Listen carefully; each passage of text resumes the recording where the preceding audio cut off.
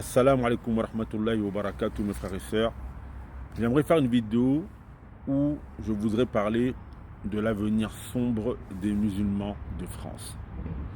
Beaucoup essaient de vous faire croire qu'il y a des possibilités que la situation des musulmans de France s'améliore.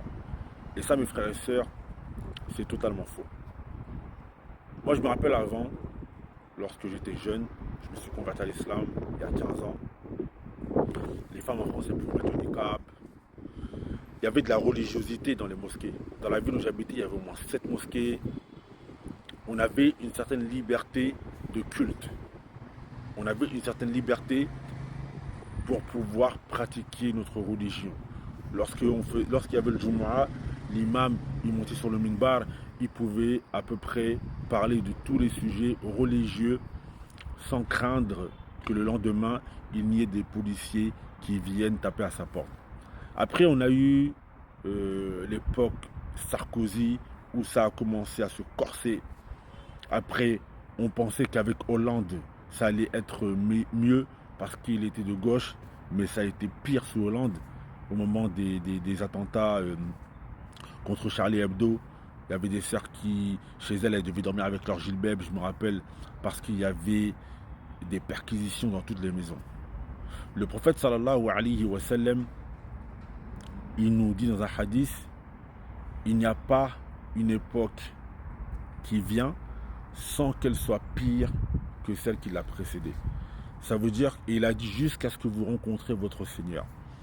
Ça veut dire que les musulmans de France, ce qui va t'arriver va être pire que ce que l'on est en train de vivre actuellement et va être pire que ce que l'on a connu avant. Qu'est-ce qu'ils sont en train de faire en France? En France, malheureusement, ils sont en train d'essayer, en quelque sorte, de mettre un terrain favorable à la persécution des musulmans. Car les musulmans en France, ils sont déjà très persécutés. Aujourd'hui, par exemple, ton enfant, il va à l'école et il dit qu'il ne mange pas de porc ou il dit Bismillah avant de manger, tu peux avoir une plainte, tu peux avoir les services sociaux qui vont être derrière toi, tu peux avoir plein de problèmes parce que tu essaies d'enseigner à ton enfant des choses basiques de la religion. Donc ils sont en train d'essayer de mettre un terrain favorable à la persécution des musulmans. Bien sûr, ils ne vont pas dire en soi que le problème c'est le fait d'être musulman, mais ils diront, comme ils le font actuellement, apologie du terrorisme, etc., etc. C'est pour cela que nous, on doit être très intelligents. Très intelligents. Allah Azza wa Jalla dans le Coran nous a conté plusieurs histoires, comme dans Surat, quand Allah Azza wa Jalla nous explique l'histoire de Ashabu al-Ukhdud. Ceux, les croyants, les musulmans de l'époque, à qui on avait creusé un fossé et on les a propulsés et jetés dedans. Et la seule chose qu'on leur a reproché, c'était le fait de croire en Allah. Aujourd'hui, petit à petit, c'est ce à quoi on va arriver en France. Dans quelques années, il sera impossible de trouver un vrai croyant en France. On n'aura que des musulmans de nom.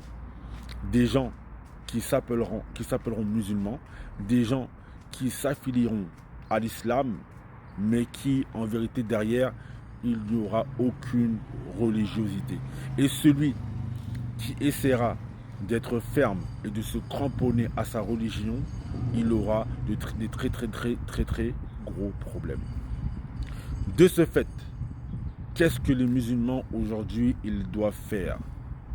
Les musulmans qui sont en France et qui en ont la capacité, ils doivent à tout prix fuir pour préserver leur religion.